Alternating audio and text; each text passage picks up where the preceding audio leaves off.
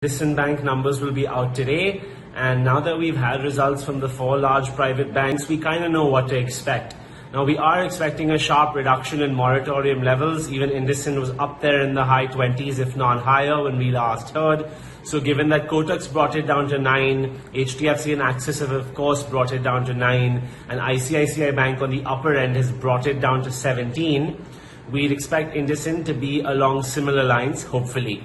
We've also seen the way the market is ignoring an operationally strong performance and punishing bad moratorium numbers. So that was really evident in ICICI Bank, where it was a very strong operational beat. Operational profits were higher despite lower other income and various other factors, because fee income and things like that were absent in Q1. Market did not care. They paid attention to the fact that the moratorium is 2x of that of an HDFC and Axis.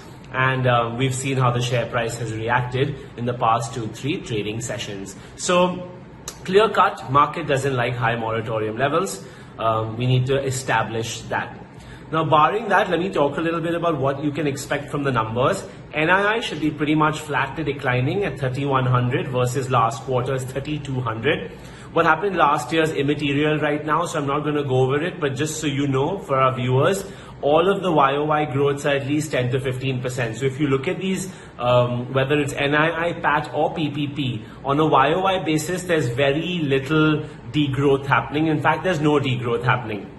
On the sequential front, however, everywhere, NII, we're seeing a slight decline. Profit, depending on what the provision comes in at, we're looking at flat to declining situation at around 400 versus last quarter's 300 crore. PPP, we're looking at 2,500 crore, so that's before provisions, versus last quarter's 2,800.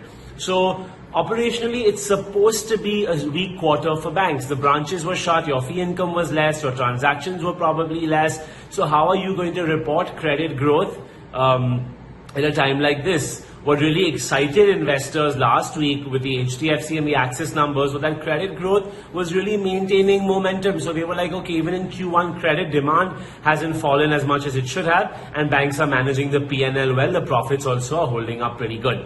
So in the case of Indusind, the provision is seen at around 1,200 crores versus last quarter's 2,400. Now, last quarter was exceptionally high. 1,200 would still be an elevated figure for Indusind.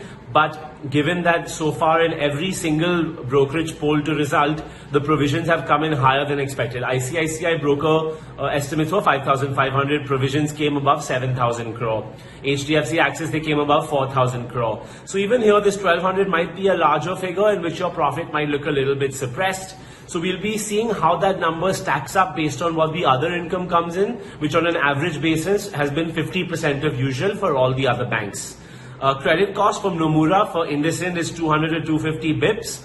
Asset quality, of course, stable because moratorium was still on. Now we'll know the real picture of that in Q2, but nonetheless, it's a number we look out for: slippages, gross and net NPAs, as always. NIMs might moderate slightly. And at Indusind, we really want to know how the deposits are shaping up, because there was a bit of a hiccup with that in the previous quarters.